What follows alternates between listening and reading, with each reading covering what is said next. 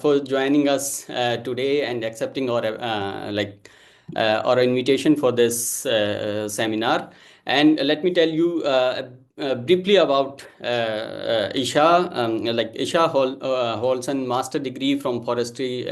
Degree in forestry from the Forest Research Institute, Dehradun, and she also holds a bachelor's degree in agriculture from Vishwa Bharati University, Shantiniketan. Right now, Isha is working as an assistant manager with SBI Foundation, and before that, Isha worked as a program officer with the HCL Foundation. She also hold global experience. She was the focal. She is the point for global focal point for UNCCD Youth, and she also hold multiple leadership role at IFSA. So, in today's session, you will get to know more, not about the policy or the intervention which are going in India, but we will have an experience to know what is happening at global level also. So let me formally welcome Isha. And Isha, so I have briefly shared about your career, and we briefly know about you. So can you please tell us a bit about your journey and what got you interested in CSR, and specifically you are working in the climate or sustainability. So what drives you? Yeah, thank you, Maninder. So it was nice to be here. And also, I think it's nice to see a lot of people who are interested in the CSR field, or I presume that in the field of climate action. So, just to start about my journey. So, I believe that most of the people who are working in the development sector, most of us are not uh, kind of dream to be in the development sector, but we have a driven passion that led us to here because in a set of India, or I would say in the set of Asian context, most of us are always told to be something else, and then we choose our path in a different way. So from that perspective, I would say I also grew up in a setup where in the school you learn something, you see something, but I was, I think, grateful enough, or I had to be in this town who took an initiative in a very early stage about different climate action initiative. Because in my town, I saw waste segregation model when I was in school back then, which is now very popular in our Indian context. So I think small things accumulated over my journey in my childhood, and then I was not interested to go for any conventional educational degree, and then I chose agriculture to be my bachelor's degree. And over the period of time, I always had interest on climate related stuff, or in a forestry or wildlife related topics. So that is how I ended up in Forest Research Institute, and I did my degree over that. Then again, I was lucky enough to be in the environment of FRI, where I got an opportunity to learn about how different international forum works on, and how different national forum works on. And that is how I started my journey with IFSA, and I was associated with them for 5 years, but at the student-led organization. And right now, I'm not a student, so right now I'm alumni. But yeah, till last year, I was very much proactively associated with them, and they will be always my kind of a very soft zone of my experience, because I learned a lot from them. And UNCCD also happened to be in that journey, because I was working in a liaising and contact point for UNCCD in IFSA. That is how I started my journey. And again, I the journey ended last year, because the tenure is basically of 2 years, and there is a process of having the focal point elected in the process.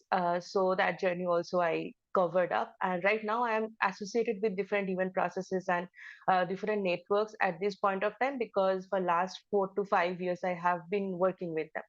And again, when it comes to the CSR, it came in an opportunistic way. I was looking for somewhere I can work directly on the, in the climate finance perspective, and also how the grassroots level works happen in India, because my experience was mostly associated with event process and international forums. So that is how I started working with HCL Foundation, because back then my understanding and a lot of work was happening on climate action space with HCL Foundation. And over the period of time, I now started my journey with SBI Foundation, and I'm kind of glad to say that SBI Foundation is a CSR who is working in a vast way in the area of climate action. So this is my journey so far in a very nutshell. So yeah, that is how I'm here, I think. So, like as you shared that you started your journey and you really don't want to be in this sector, but you somehow landed in this sector and you choose Mhm. agriculture and forestry. So, will you please share like quickly any that will we want to know the most memorable moment in your career so far, something that really maybe that inspired you or maybe challenged you. So I think most of the challenging portion I faced during my whole lot of career, because the career path where I am in is not a very conventional one. So people kind of think it as a like, what will you do next? So I think when I started agriculture, still people had a hope, but when I thought of changing my course entirely to the forestry, then I think most of the challenges I faced from all of my peers, all of my colleagues, and everyone is like, do you exactly know what you are going to do? But I believe that, however, I chose or had a confidence on me that, okay, I want to pursue it anyway because I have a passion driven for that.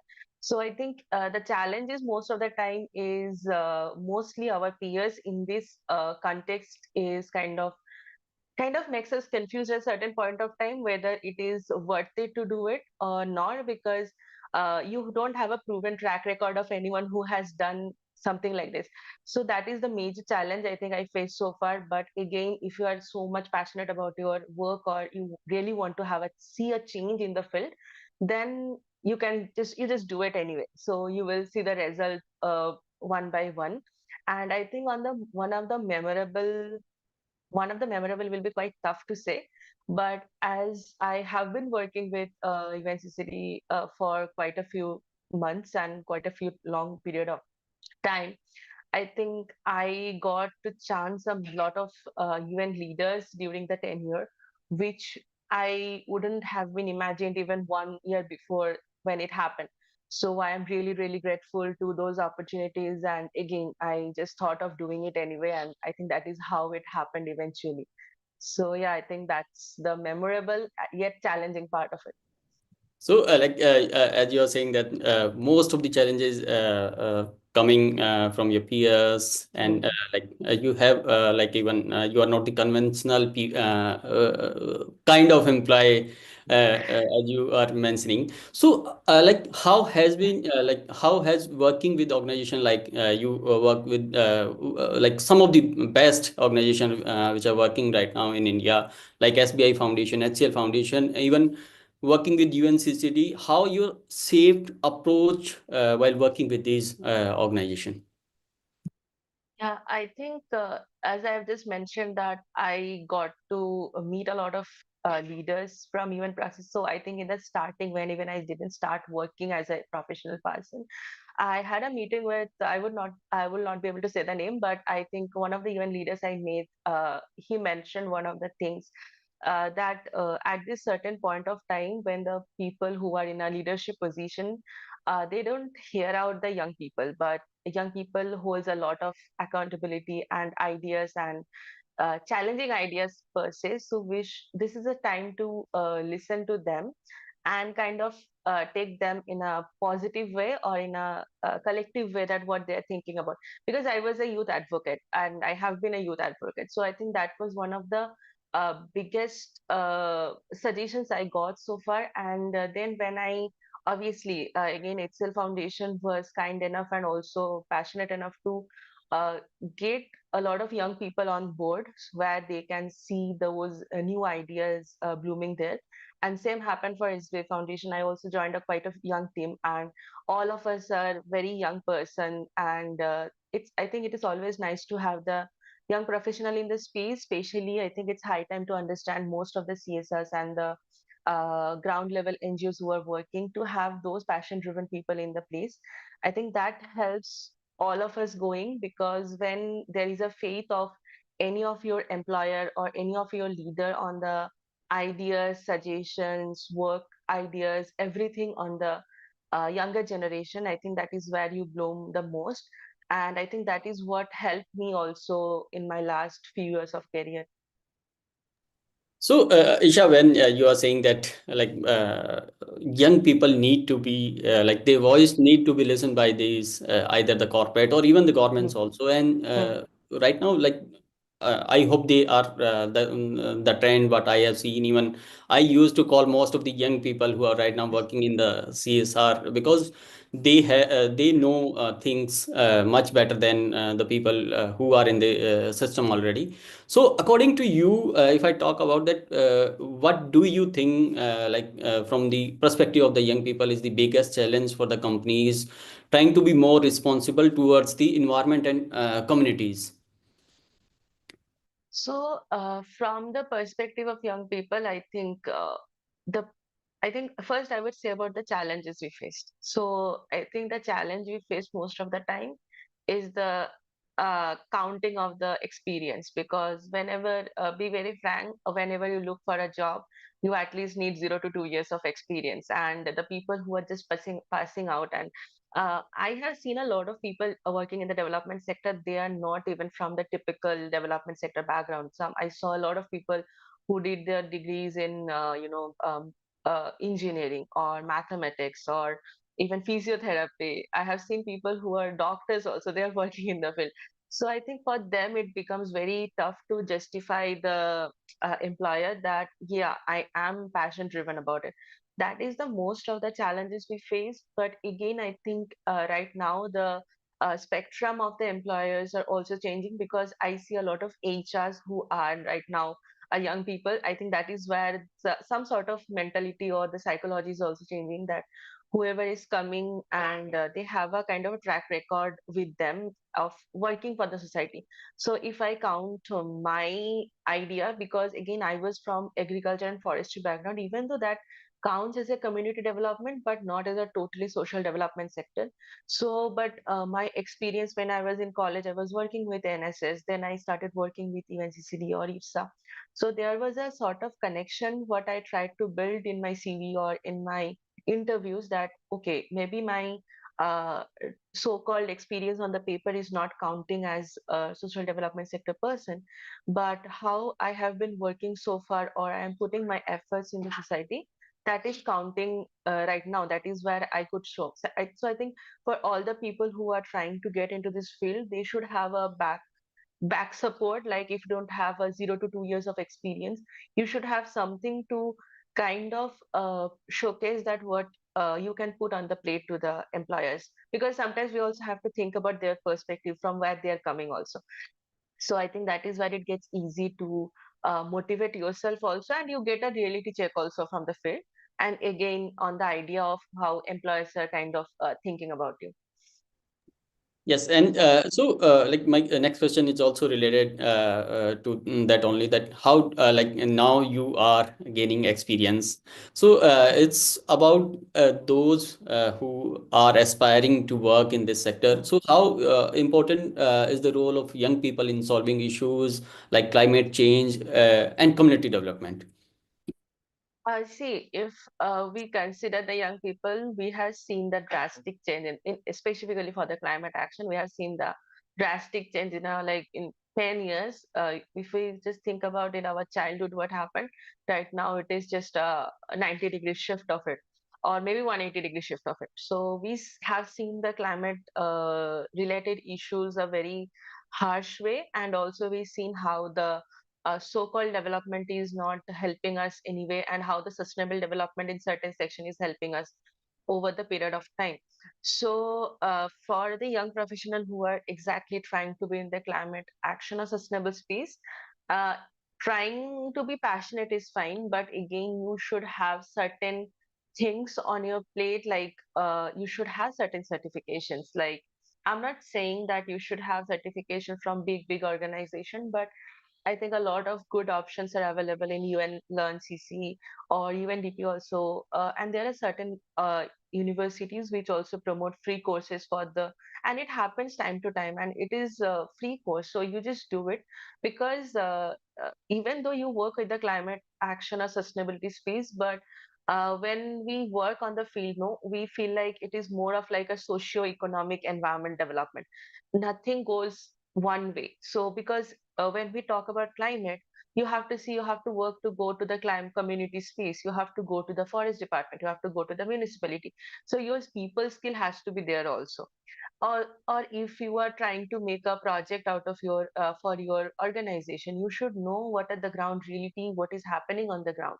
You have to have an understanding how the policies are working in the national context, or you have to understand the local context also at a certain point of time, because India being a very diverse country, uh, I am from West Bengal, but over the period of time, I learned how it works for the Kerala. I learned how it works for the Kashmir. So these kind of small experience also kind of holds an account on your career growth. So even though you are passionate about climate, it's fine, but you should also have a fair understanding how social economic development is also associated with the climate action, because convincing a community is very important that how that is helping them in the long run. So and also for the government, you have to let them know ki how the overall development is happening. In a nutshell, you have to understand the social development in a sustainable development way. So in those cases, all the young professionals should have a not only just academic idea, that is all right, but try to do the internship, try to do the volunteering. If you are interested in wildlife, go for bird counting, go for herpetology, work, and you just go for a nature walk with any random group of people in the campsite, or you just go for a survey. You if you have your scholars or PhD seniors who are taking survey question, you just go with them. So that is how we learned during our master's time. Again, I was fortunate enough to be in FRA where we got those experience in a first hand.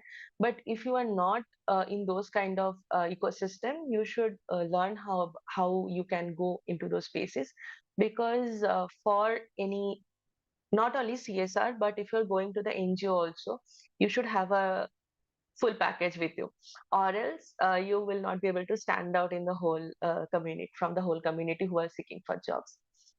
Yeah. Yes, and you rightly said that it need to be done within strategy, that you need to start your internships or volunteering work or survey work. I think we got a similar question in our chat box also. Someone is asking that he is working as an survey researcher and data analytics. So I hope that is answered by you. So my next question to you, Isha, that when you are mentioning that now you know that what things will work in Kerala and what will work in Kashmir, or maybe Uh-huh. any other part of Mhm. the India, because you have worked with the organization those are reaching to the last mile. Mhm. So can you share an example of any CSR project on which you worked and you think that yeah, I am really proud of that, and it's very special. So, my journey with SBI Foundation has been so interesting, because in SBI Foundation, I'm working for the team Conserve, which is specifically working on the conservation aspect. And so we work in large scale in four thematic areas: restoration of the habitat, wildlife conservation, waste management, and renewable energy. So if you see about four of the topics that I mentioned, it covers overall climate action and sustainability space in a larger scale. And if there is any touch of livelihood in a long run, that for that also we have a separate team called lead. So that's why when I joined, it has been only more than 6 months only, but within 6 months it has been a roller coaster of experience. And I have had handled the project starting from northeast to south to western of the India, because State Bank has their footprints almost every corners of the India. So right now, few days back, I think we have a project of human wildlife conflict mitigation in Assam, which has been implemented by our NGO partner Aranyak, and I am quite interested, because I was interested in the project before joining SBI Foundation, because wildlife conservation is something most of the CSS are not working on. Some of the philanthropic organizations are doing it, but as a CSR, very hand counted CSS are working on the wildlife conservation. And when I started working with those NGOs, how they're working on the field, So I'm quite glad that as a CSR, we were able to work with certain NGO who has been able to radio collar elephants in Assam. So that is a quite huge stake because it has been only seventh and eighth elephant in Assam who has been radio collared for the monitoring purpose. So if I say about those projects, because I feel like I was very proud because I was on the field when the whole team was working on it, and the passion that all the people had, and as a CSR where we could reach even the very almost neglected sector by most of the CSR. So I was very proud of that project because the project is still ongoing, and again they could achieve certain such a big aspect. And overall, as a SBI Foundation, if I'm talking about, they have the commitment of reaching the very small sections of environment conservation. For example, we have the target of uh, like protecting the coastal belts, and we have almost reached 4 to 5 states through our mangrove plantation project. So I think through those kind of aspect as a CSI in a wholesome, when you see how they're working in the environment space, I am very proud that I have been part of the projects that has been going on. So even though I mentioned one of the projects, but I think each of the projects holds a very interesting fact, and all the projects are very different from each other. And that is how you showcase how reaching every corners of India is important as a CSR itself. And especially when it comes to wildlife conservation, when it comes to waste management projects, those are kind of selectively available for certain pockets of India, not across India. And the passion or the vision that SB Foundation is showing through their projects, that is quite interesting for me, and I am glad that I have been part of the journey so far. Yes, and so Yeah. like my next question is related to your previous answer also, as you have almost like half of the answer you have already given, that with the internships, with the volunteering kind of work, with the research or an survey kind of project.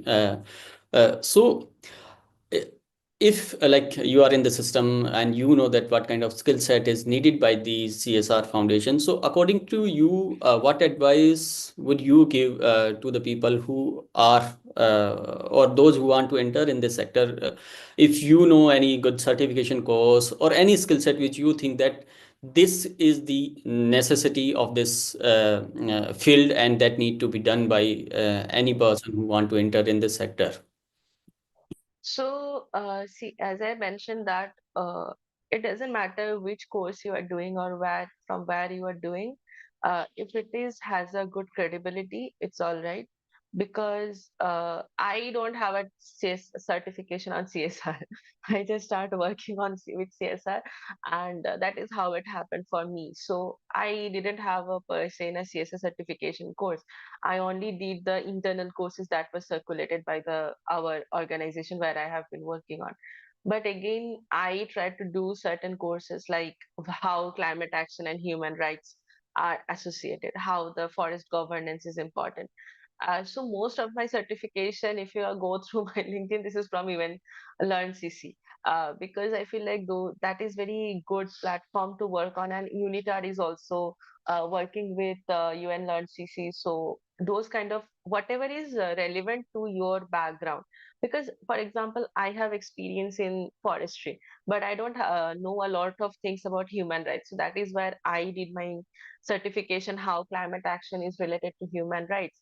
Or maybe I did a degree on digital marketing. Why I did? Because when you are working on any climate finance space or any CSR space, you have to learn how you reach more and more people through your digital space. So that is why I did the course, but though it was not very relevant to my degree as such. But again, I always think that it's good to have multiple certification, even though it is not paid one. Sometimes people are also skeptical about, okay, this is not a paid certification, so should I do it or not? You just do it anyway because it matters how much you are learning from the certification, not always how you're showcasing to the employer. And again, coming to the internships, I think a lot of good organizations, especially NGOs, are always open to do the internship. If I may, maybe I will not be able to name all of it, but recently I have been seeing uh, uh, TS has been opening for internship, CEW is opening for internship. I have seen WRI is also open for internship, WW is always opening for it.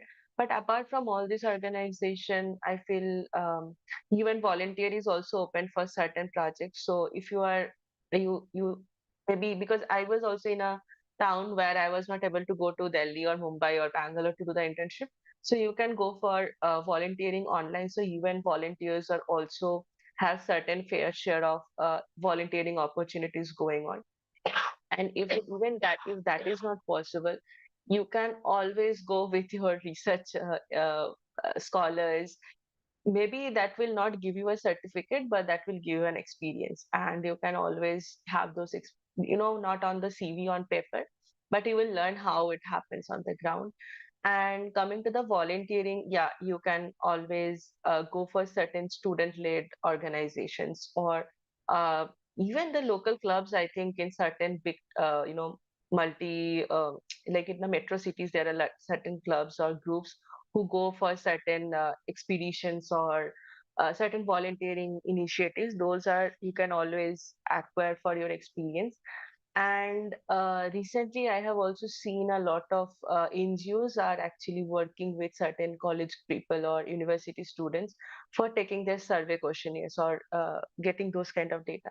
You can also participate, even though I understand for certain people it is not possible to go for unpaid related stuff. But if it is not possible in person, do it from your home. And I think after the COVID period, we have been associated with a lot of online volunteering opportunities. You can always go for that.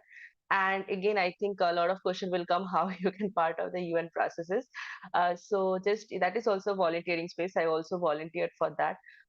So, and for every UN body, there is one youth constituency where you can be part of, and it is without any membership fees. Just you have to, for every event body, I can just name two or three. Like, for example, you have Youth Caucus for UNCCD, you have Yongo for UNFCCC, you have same for UNEP, you have same for UNCBD. So whichever constituency or whichever event body is more relevant for your work, you can just have a fill up of the membership fee and they will revert back to you. That is the easiest way to be associated with a global network also, I think, for more experience if you want to. Yeah, I think I have covered more or less the volunteering experience you Yes. have. Yes, I think you have almost covered national and international things. And even I have also shared for the benefit of the other in the chat box. You can, I have shared the link of Isha's LinkedIn handle. You can check out her certification through her profile also. And even you can connect with her also if you have anything specifically, if you want to ask anything. My next question, I think you have almost answered. I want to know that from the perspective, again, my question is more towards the young perspective, that what's your vision for the future of CSR and climate action, and how do you see that it's evolving? So I think most of the time, most of the CSRs are working what is the national priority is. So I think it keeps changing within every 2 3 years, because, for example, we have now 2030 agenda, we have zero net zero agenda, a lot of things. So it again, because if we see in the compliance point of view or the technical point of view of CSR, we work for the government only. So it's like where the government is trying to reach, we are kind of supporting the government to reach easier way. So in that point of view, I can't say that okay, this is how it is going to be. But yeah, from my experience and how the things are going on in a global platform, obviously climate action and sustainability is a very important section to explore. And I think this is going to be something stagnant for at least 5 to 6 years, obviously even 10 years, I think. But again, I feel like there are certain sections which is very contextual for India, and that will remain the base of development in India. For example, the education, health. these are the sections which will not, the careeristic way, it will not go down anyway, because the amount of population we have and the issues we have across India, these are the sectors which are stagnant for CSR. And the limit is, the sky is the limit. There is no limit of these two sectors, I feel personally. And again, another section is skill development, just apart from climate action, I'm saying, because these are the sectors maybe a lot of people doesn't know about it, because health and education, I understand a lot of people know, but from the skill development section, but also like the section of women empowerment, these sections are always relevant, because again, the type of society we belong in and the development we need for a holistic development of India, these sections will something people will keep working on. But as a something that is blooming at this point is the climate action, because the government has the agenda, the global leaders has the agenda also on the same. So I think from that way, climate action is something. And again, ESG sustainability, I think these are the terms almost everyone is aware of at this point of time. So these are the sectors is also not in a CSR specifically, but if you want to explore areas where you can want to work with the corporates who are working or passionate about bringing a sustainability in their ecosystem. So ESG and sustainability also is a kind of a blooming field at this point. And from the young professional perspective, I think if you want to get into this field, it is the kind of a prime time to do it, because it hasn't reached that saturation point yet. So you will see the growth in the industry at this point, because I think I was also fortunate enough to start my career in a way where it has just started. So back then only a very hand counted organizations were working on climate action, and now I see almost in every CSR report I am having more numbers of environment and disaster management projects are coming on with different CSS. So I think it is good time to start if you are willing to do it. Yeah.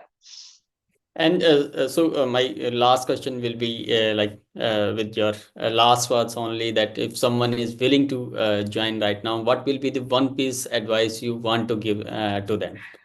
Oh my God, one piece advice. Again, learn about it and be passionate about it. I think both of the things are important, because if you're just passionate about it, maybe it will not be that uh, because again you have to see from employees perspective. They will not be like, okay, you are passionate, but where is your experience? But if you just experience about it, but they also look for how much you want to work on the field, so that is where your passion should speak about yourself. So I think both of those are important equally. Yes, I think. and I think this learning will be the lifelong learning. I think those who want to be in this sector or who are here, they need to learn continuously, because the way things are changing rapidly, I think we need to update ourselves. So thank you, Aisha, for answering my question. So I have ended with my question. Now we will take few questions from the audience. So you can raise your hand, I will unmute you if you have any question, if you want to ask anything specifically to Isha. Isha or me, like we will, both of us will be more than happy to answer your question if you have anything. My name is Velavan. Can I go ahead? Yes, please. My name is Velavan. I'm calling from Chennai. The question is for Isha. Just wanted to understand what were some of the measurable things in terms of climate that was showcased. Everything. At the end of the day, I wanted corporate or donors would like to see what was the impact, how it was measured, and what was the outcome. So if you can throw some light on the climate things that you've done as a project and what was the outcome, how was it measured, and how was it showcased? Thanks. Okay, I think this is a good question from the point of view who are working on the ground as an NGO and also certain research organizations. So from the donor perspective or my experience with the CSR, because I can't speak about all the donors, but from the CSR perspective, feel again, if it is climate, again, I have to say that climate is a huge space. So it matters what exactly you are working on. So just picking out one example, if you're working on the plantation related project, so your project outcome should be both quantifiable and like qualitative and quantitative. Both sort of outcomes should be very clearly measured. So when we, from the donor's perspective, see a project, we always see that, okay, so for example, a project is running for 1 year or 3 years. What is happening next? What we can, because we also have to report to our certain authorities what we are doing on the ground as a funder also. So that is where we are also accountable to answer that, okay, we have worked on it, so what exactly we have done. So it is not always about number of trees we have planted, it is not always about, okay, we have just covered this many of land, but we also look into, for example, if you're working with community, how many mandates you have created for the community, or maybe how much groundwater you have recharged through your plantation project, or how much carbon sequestration you are doing from the project, or maybe carbon stock which can be happening in after 10 years. Something like that is quantifiable. Again, a qualitative outcome wise, we also see, even though those are not very much like I would say it is not accessible in 3 years, but also in maybe in up to 10 years we can see those results. That is one thing. And it is always preferred if your organization or certain projects has gone through some third party assessment, because that is also something gives a credibility of your organization or the project you have worked on.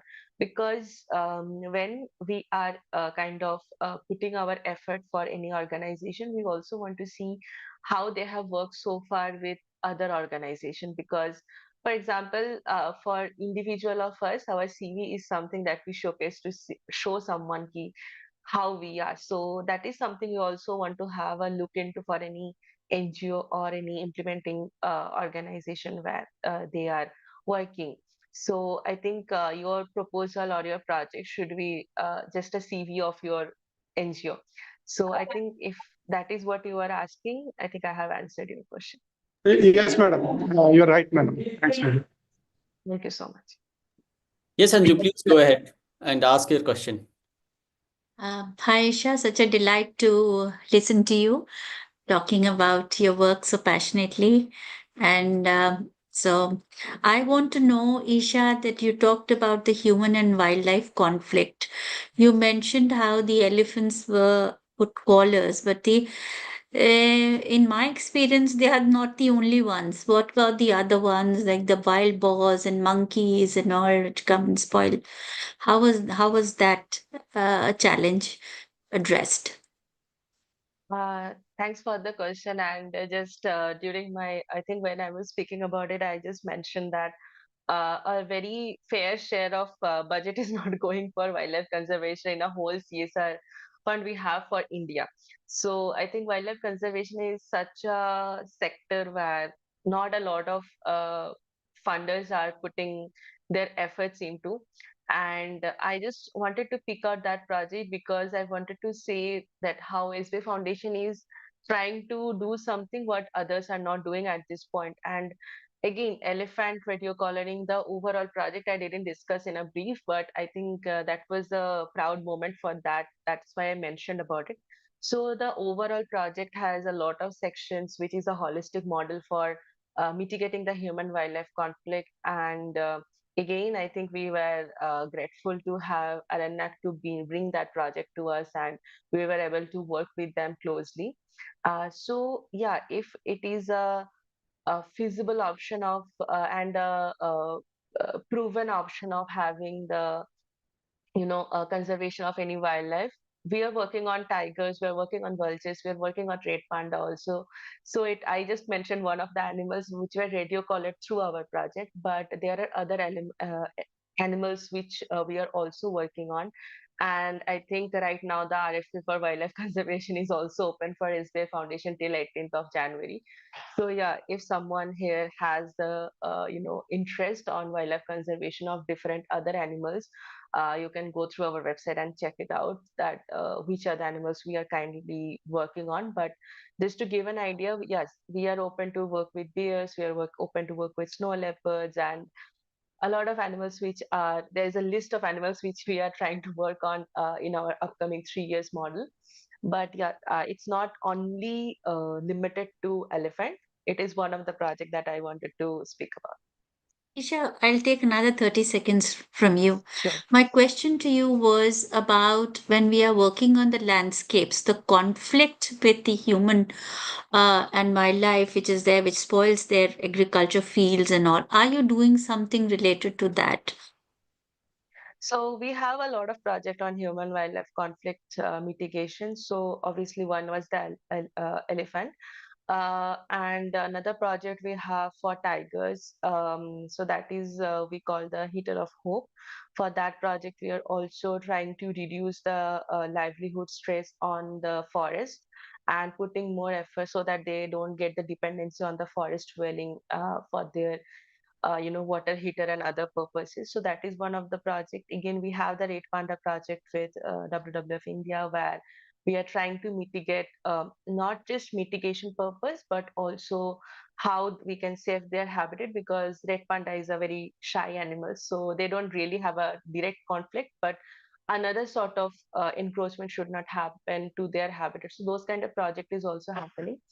And again, right now these are the models we have within SBI Foundation, but yes, we are open to work on with any human wildlife conflict models that any organization has been working on or willing to work on.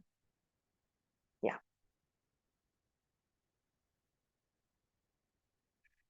I think So I that think we have was. done with the questions, and we don't have any other questions. So I will share all the resources, whatever Isha is mentioning, through the email after this call to all of you. Whatever certification Isha mentioned, the free certification courses, I will share all the links with you. And again, like, thank you so much, Isha, for joining us today. And there is one more hand. Just let me see. Someone, I use quickly just ask, that will be the last question. If you want to ask anything, please go ahead Yeah, and. sure. Thank you, sir. Thank you, ma'am, for the insights. I just wanted to let ask your professional experience regarding one thing. So let's say just for a professional who's kickstarting the journey in ESG or sustainability, there's a duality in the sector right now, in my experience. So there are MNCs and organizations working such as S&P and uh, HCL Foundation and SBI Foundation as well, and there are NGOs. So, what would be a better place for professionals to start their journey in the sustainability field, if you could share? Okay, so you have mentioned three terms, and three terms, though those sound similar, but it has very different fields. One is CSR, different is ESG, and then you have sustainability. So for any corporates, these three things are available, but in a some has separate sections, some has all combined.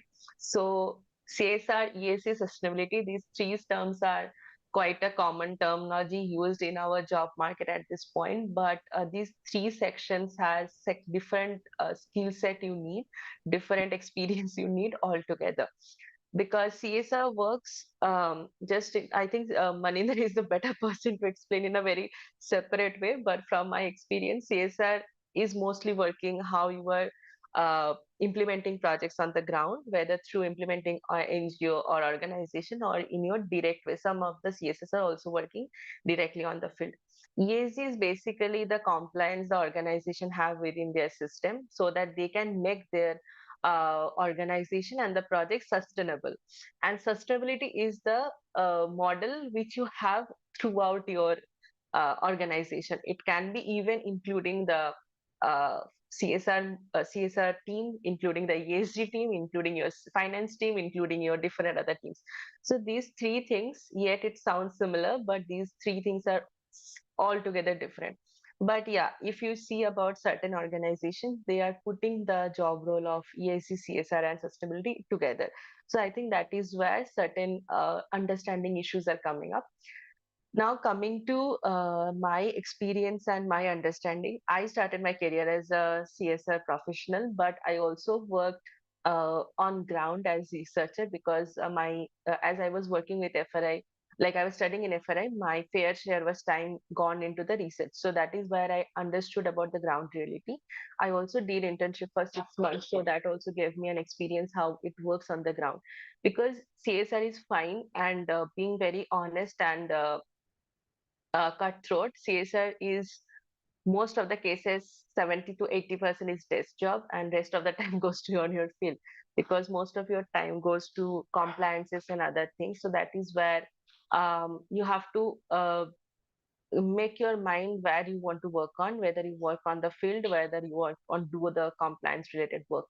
So if you are more passionate about driving forces on the ground, NGO is the best way, or any nonprofit organization is the best way to do it. But if you are someone like me who wants to balance it out in a both way, then CSR is the way to go. And for ESG and sustainability, I think I would transfer the question to Maninder to explain it better, because I think he will be the right person to explain you better in the CSR ESG and sustainability platform. Yeah, Maninder, please. Yes, Isha, and you can connect with me after this call on LinkedIn. I will definitely answer your question because we are short of time, and we will just Sure. one. And I use just connect with me on LinkedIn. I will be more than happy to answer your queries. So Nikita, quickly just ask your question, and after that we will end our session. Yes, Nikita, please go ahead. Yes. You are on mute, Nikita. Please unmute yourself.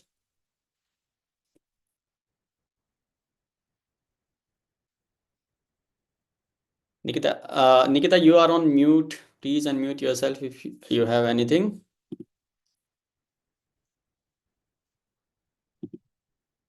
Okay, maybe.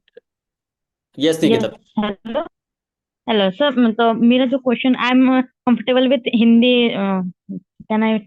हाँ हाँ, please okay आप अपना सवाल पूछिए please. Okay. तो sir, जैसे कि मेरा जब मैंने एमए कर रखा है मैम से, मैं आफ्टर एमए मैंने जेंडर स्टडी में एमए कर रखा है, तो उसके बाद मैं आईसीएसआर प्रोफेशनल के लिए अपना रोल देख रही हूँ, तो मुझे I am not able to understand how to apply in CSR professional, क्योंकि कुछ जो सीएसआर प्रोफेशनल्स होते हैं तो सब अलग अलग सेक्टर पे वर्क करे, तो how can I connect that gender equality, ये सीएसआर प्रोफेशनल? ठीक है। तो मेरा my Hindi is not that good, so I have a lot of grammatical mistake on my Hindi, so I will speak in English only. So first of all, gender studies is something you have a lot of scope in the field of CSR, because I mentioned you earlier, there are certain sectors or domains in CSR which are still stable and working hand by hand with climate action. So first of all, gender studies goes very from right now. What I'm thinking it through is the livelihood and the women empowerment sector. A lot of CSR is working on women empowerment. A lot of sector is working on the section of skill development. So those are the sections where you can apply. Another thing where a lot of CSR is working is the inclusivity. I think that is also one of the interesting sector for you, not from the only gender perspective.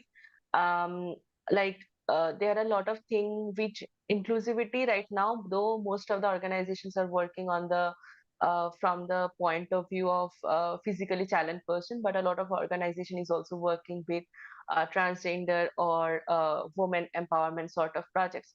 So my suggestion will be, even though you have the gender studies degree, but if you can have certain experience, or like I would say certification or courses, not courses on the I am not saying paid courses, but internship sort of thing on how different inclusivity works on, not only from the gender perspective but also how different challenged persons are working on the field.